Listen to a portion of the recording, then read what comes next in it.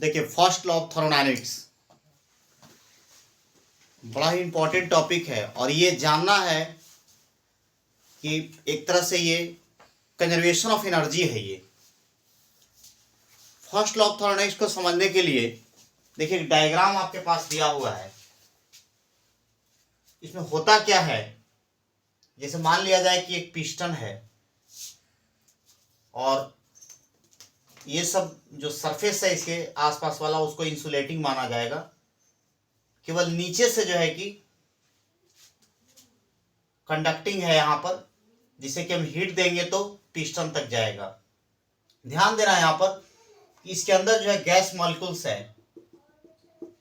जैसे हम इसको हीट एनर्जी देते हैं dq या dh कोई भी लिखा जा सकता है, तो जब इसको हम लोग हीट एनर्जी दे रहे हैं तो क्या हो रहा है यहाँ पर इसके मॉलिक्यूल्स का जो इंटरनल एनर्जी है, जैसे हम लोग बात किए थे इंटरनल एनर्जी क्या होता है, जो मॉलिक्यूलर उसका मोशन है, मॉलिक्यूलर जो कन्फिगरेशन है वो चेंज होता है, सम ऑफ काइनेटिक एनर्जी और पोटेंशियल एनर्जी के इक्विवेलेंट होता है वो। तो इसका जो है क्या होगा, इंटरनल एनर्जी क्या होगा वहां पर बढ़ जाता है, जिसको हम लोग चेंज इन इंटरनल एनर्जी कहेंगे वहां पर। और ये जो आपका हीट मिला तो ये गैसियस मॉलिक्यूल्स का जो इंटरनल एनर्जी बढ़ जाता है और इसके साथ आप समझ रहे हैं मॉलिक्यूल्स का इंटरनल एनर्जी बढ़ेगा। दैट मीन्स क्या होगा, टेम्परेचर भी बढ़ेगा, वहां पर प्रेशर भी बढ़ेगा। और यहां देख रहे हैं आप कि पिस्टन जो है ऊपर की ओर राइज करना प्रारंभ कर देगा ये। और यहां पर देखिए वर्क डन करता है सिस्टम, बाय द सिस्टम यहाँ वर्क डन होता है। तो ये जो आपका हीट जो दिया गया यहाँ पर dq या dh वो किसके बराबर होगा, change in internal energy plus work done by system, या कह सकते हैं अगर increase in internal energy plus work done by the system. यहां लिखा जा सकता है, देखिए यहां लिख रहा है स्टेटमेंट कि the heat energy is supplied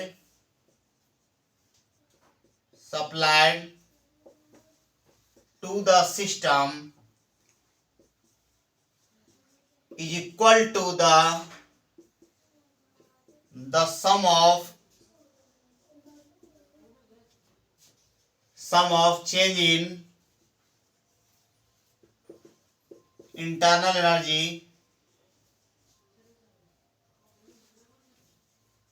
and work done by the system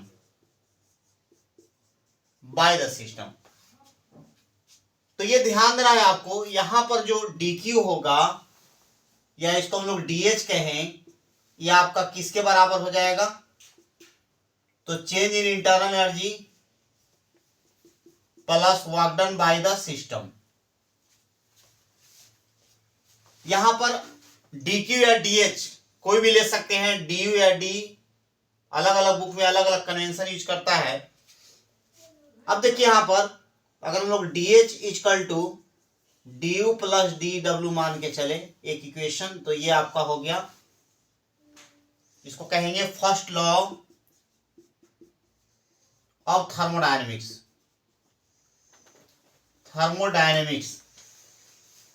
अब देखना है यहां पर कि जो आपका डाटा दिया हुआ है तो ये आपको समझना होगा कब यूज करेंगे, dh du dw या तो जूल में है या तीनों आपका कैलोरी में है, तब ये फार्मूला लगाएंगे। कभी कभी ऐसा होता है कि dh आपका दे देगा कैलोरी में, तो यहां पर लिखा जाएगा,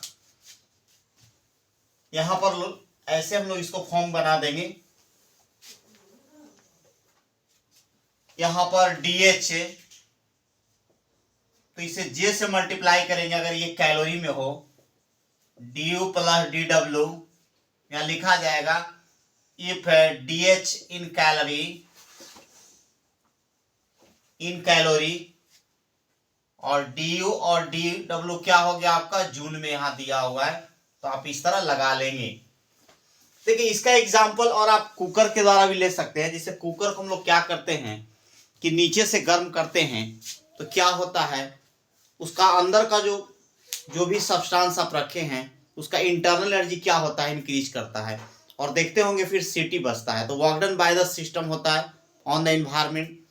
तो यहाँ पर ध्यान देना होगा कि जो हम लोग गैस के द्वारा उसको हीट एनर्जी प्रोवाइड कर रहे हैं, तो वो किसके सम के बराबर हो गया वहां पर, तो change in internal energy plus work done by the system on the environment के सम के बराबर हो जाएगा वो। तो ये आप उसके द्वारा भी समझ सकते हैं एग्जाम्पल। अब जैसे मान लिया हम एक एग्जाम्पल ले यहां पर कि 1000 calorie is given to the system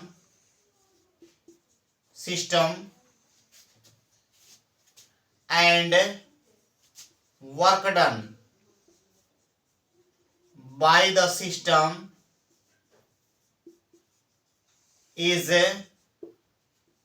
200 joule, then change in internal energy। ऐसा आपके पास में क्वेश्चन कर दिए, कैसे हम लोग इसको सॉल्व करेंगे। तो देखिए बहुत इजी है। यहाँ पर देखिए अभी हमने आपको कहा है कि अगर यहाँ पर ध्यान देना है कि यहाँ पर कैलोरी में दिया हुआ है देखिए 1000, तो इसको आप आराम से ला सकते हैं J 4.2 वैल्यू रख सकते हैं इंटू 1000, और आपका DU जो है अननोन है, और यहाँ पर वर्क डन कितना हो गया 200 जूल है। तो देखिए यहां से पॉइंट से एक जीरो खत्म हो जाएगा, तो ये हो जाएगा आपका 4200, और ये हो गया आपका DU प्लस 200। तो यहां से हम लोग निकाल लेंगे DU बराबर कितना होगा 4200 बाई 200, देखिए यहां पर घटा देंगे तो 4000 जूल आपका आंसर आ जाएगा। क्या हो जाएगा 4000 जूल आंसर हो जाएगा। अब देखिए फर्स्ट लॉ में हम लोग जनरली चेंज क्यों यूज करते हैं, तो यहाँ पर कंडीशन के हिसाब से फर्स्ट लॉ बदलता है। जैसे मान लिया जाए यहाँ पर कि फार्मूला आपका है DH बराबर DU प्लस DW। अगर मान लिया हम लोग प्रोसेस अलग अलग करेंगे तो फर्स्ट लॉ जो है कि यही फार्मूला हमेशा नहीं रहेगा। जैसे आइसोथर्मल हम लोग ले ले, आइसोथर्मल प्रोसेस ले ले, अगर इसको हम लोग कहते हैं समतापी प्रक्रिया, तो T कांस्टेंट होता है, dt का मान अगर T कांस्टेंट है तो चेंज क्या होगा जीरो होगा, तो du बराबर होता है NCV/dt, ये भी आपका जीरो हो गया।